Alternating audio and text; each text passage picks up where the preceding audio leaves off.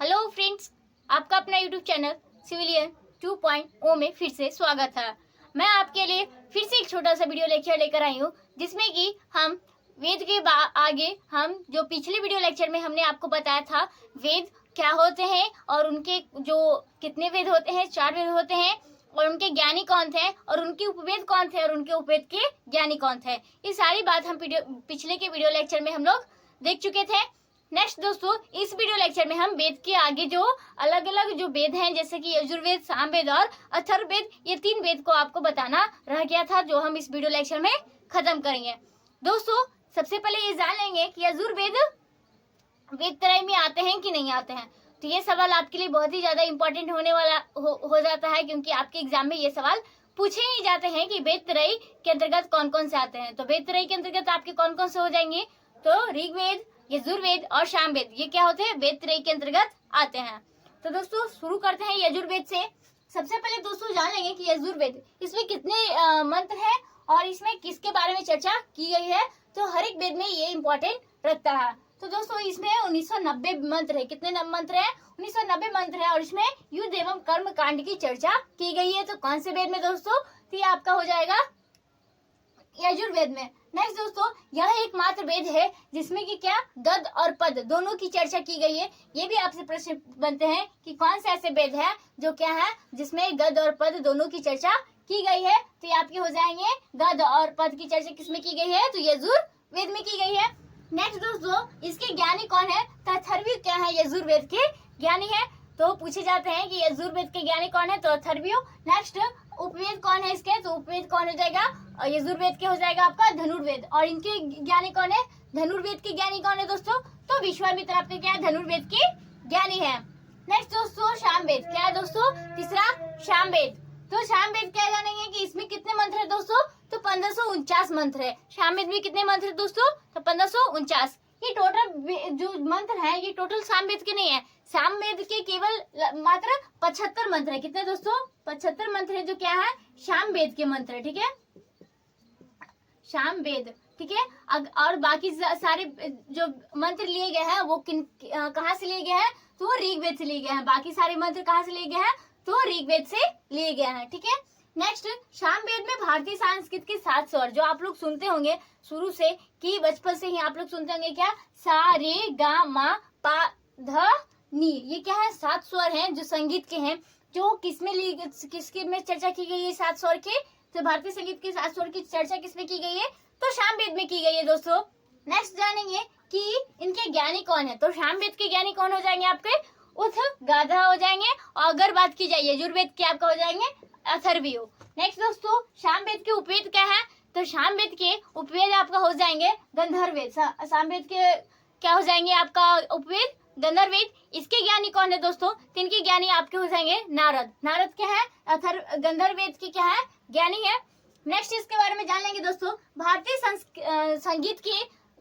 संस्कृत का जन्म कहाँ से होता है? तो भारतीय संगीत का जो शुरुआत होता है, जन्म कहाँ से होता है? तो इन्हीं सामवेदों से क्या होते हैं, भारतीय संगीत का शुरू होता है। दोस्तों आप लोग इसमें ये याद रखिएगा कि कर्मकांड युद्ध की चर्चा किसमें की गई है? तो यजुर्वेद में। इनके उपवेद कौन कौन है वो याद रखिएगा, इनके ज्ञानी कौन है। ठीक है, और नेक्स्ट कि सामवेद में किसके बारे में चर्चा की गई? तो भारतीय संगीत के बारे में चर्चा की गई है। 7 स्वर किसमें है? तो सामवेद में है। तो इस तरह से आपसे प्रश्न पूछे जाते हैं, तो आप इसको ध्यान रखिएगा। तो दोस्तों नेक्स्ट जानेंगे अथर्ववेद के बारे में। तो पढ़ लिया हमने कौन कौन से, ऋग्वेद, यजुर्वेद, सामवेद और लास्ट अथर्ववेद के बारे में जानते हैं। दोस्तों सबसे पहले जान लेंगे कि इसमें किसके बारे में चर्चा की गई है। तो इसमें जादू टोना, वशीकरण, औषधि, ये सारी चीजों के बारे में चर्चा की गई है। तो किसमें की गई है? तो ये आपका अथर्ववेद में हो जाएगा। नेक्स्ट दोस्तों, इसमें कितने मंत्र हैं? तो 5849 क्या है इसमें मंत्र है, और जिसमें कितने सूक्त हैं? तो 731 इसमें सूत्र है। किसमें? तो अथर्ववेद में। तो अथर्ववेद के ज्ञानी कौन है दोस्तों? तो आपका हो जाएगा ब्रह्मा क्या है इनके? अथर्ववेद के ज्ञानी है। अगर वेद की बात की जाए, अथर्ववेद के उपवेद, अथर्ववेद के उपवेद कौन है दोस्तों? तो शिल्पवेद इसका क्या है? अथर्ववेद के उपवेद है। और के ज्ञानी की बात की जाए कि शिल्पवेद के ज्ञानी कौन है? तो आपके हो जाएंगे विश्वकर्मा। विश्वकर्मा क्या है? शिल्पवेद के ज्ञानी है। नेक्स्ट दोस्तों जानेंगे कि ये नोट पॉइंट याद रखिएगा, पूछे जाते हैं कि इनमें से कौन सी पुस्तक है जो आरण्यक नहीं है। तो ये आपका हो जाएगा अथर्ववेद है, जो कि आरण्यक नहीं है। तो आरण्यक कहने का मतलब दोस्तों, इसको जान लेते हैं कि आरण्यक होता क्या है। तो ये आपको वैसी पुस्तक जिसकी रचना क्या होती है, जंगलों में की जाती है। जैसे कि पहले के ऋषि मुनि ये सब क्या होते थे, जंगलों में बैठकर पेड़ के नीचे क्या होते थे, किताबें लिखा करते थे, पुस्तकों की रचना करते थे। तो जितने भी हमने पढ़े वो वेद और उपवेद, वो सब कहाँ, वो अरण्यक है, यानी कि जंगलों में लिखे गए हैं बैठकर, और मतलब उसकी रचना कहाँ की गई, तो जंगलों में की गई, तो उसे अरण्यक कह गए। लेकिन एक अथर्ववेद था जिसको जो जंगलों में नहीं लिखा गया है, इसलिए इसी को अथर्ववेद क्या है, अरण्यक पुस्तक में नहीं आते हैं। तो यहाँ पे पढ़ लेंगे दोस्तों, वैसे पुस्तक जिसकी रचना जंगल में की गई हो क्या कहलाता है, तो अरण्यक कहलाता है। इसकी संख्या कितने हैं, तो 7। अथर्ववेद को छोड़कर सभी पुस्तक आरण्यक है। तो ये पॉइंट आप इसको याद रखिएगा, पूछने के चांस होते हैं पूरे। नेक्स्ट हम आगे और भी जानते जाते हैं कि वेदांग क्या है, उसके बारे में हम लोग जान लेते हैं। तो नेक्स्ट दोस्तों हम वेदांग के बारे में जानते हैं। तो वेदांग कितने हैं दोस्तों, वेद के बारे में हमने पढ़ लिया, वेदांग के बारे में जानते हैं। तो वेदांग कितने हैं कुल दोस्तों, तो वेदांग की संख्या आपके कितने हैं, 6 हैं। कौन कौन है, तो व्याकरण, निरुक्त, छंद, शिक्षा और क्या हो जाएंगे, कल्प। ये सब क्या है, शिक्षा, निरुक्त, ज्योतिषी, ये सब क्या है आपके, क्या हो गए, 6 वेदांग हैं। एक एक करके इनके बारे में हम सारी बातों को जानते हैं। दोस्तों सबसे पहला आपका हो जाएगा व्याकरण। तो व्याकरण में क्या आते हैं, तो वेद के मुख, इसे क्या कहा जाता है, वेदों का मुख कहा जाता है। किसको, तो व्याकरण को, ठीक है। नेक्स्ट दोस्तों ये ज्योतिषी, दूसरा क्या आपका ज्योतिषी में किसके बारे में चर्चा की गई, खगोल विज्ञान के से रिलेटेड है बातें, और इसमें क्या है, वेदों की आंख कहे जाती है। वेदों की आंख किसी कहा जाता है, तो ये आपका हो जाएगा तो खगोल को, ज्योतिषी को। जो क्या होता है दोस्तों, इसमें क्या होता है कि आगे के वेदों के पढ़ने के लिए जो मार्गदर्शन दिए गए हैं, तो ये किसमें दिए गए हैं, तो ज्योतिषी में दिए गए हैं। नेक्स्ट दोस्तों निरुक्त में क्या है, निरुक्त शास्त्र के बारे में चर्चा की गई है। नेक्स्ट कि वेदों की आंखें, ये पूछे जाते हैं कि वेद की आंखें क्या है, तो ये आपको किसको कहा जाता है, निरुक्त को। इसमें शब्द की उत्पत्ति होती है, पूछे जाएंगे कि शब्द की उत्पत्ति कौन से छंद वेदांग में की गई, तो निरुक्त में। नेक्स्ट दोस्तों आपका आता है शिक्षा में क्या है, शिक्षा शास्त्र, ये हो जाएगा वेद का मस्तिष्क। देखिए आप लोग, मस्तिष्क मतलब क्या होगा, मतलब सारा चीज वहीं से कंट्रोल होगा। तो मस्तिष्क, शिक्षा शास्त्र को क्या कहा जाता है, वेदों का मस्तिष्क कहा जाता है। इसमें उच्चारण की प्रक्रिया, उच्चारण का विज्ञान भी कहा जाता है। नेक्स्ट दोस्तों कल्प में क्या हो जाएगा आपका दोस्तों, कल्प शास्त्र।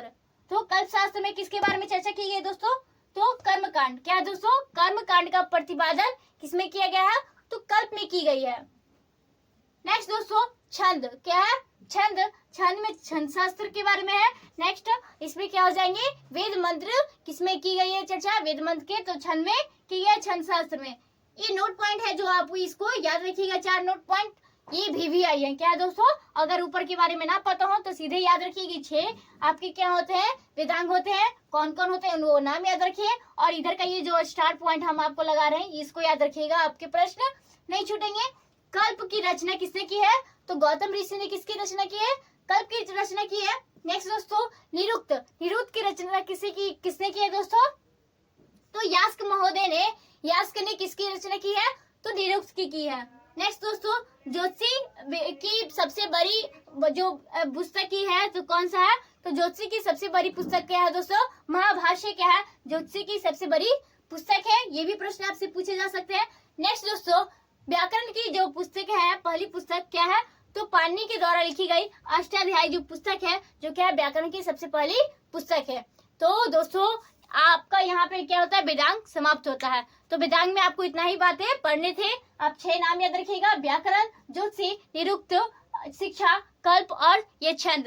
तो ये सारी बात याद रखिएगा, और इधर का जो नोट पॉइंट हमने आपको बताया है उसको ध्यान रखिएगा। इससे ज्यादा आपको वेदांग से एक भी प्रश्न नहीं पूछे जाएंगे, वेद से आपको इससे ज्यादा आपको आगे प्रश्न नहीं पूछा जाएगा। तो आज का वीडियो लेक्चर हम यही रखते हैं। तो मिलते हैं ऐसे ही छोटे से वीडियो लेक्चर के साथ। तो धन्यवाद।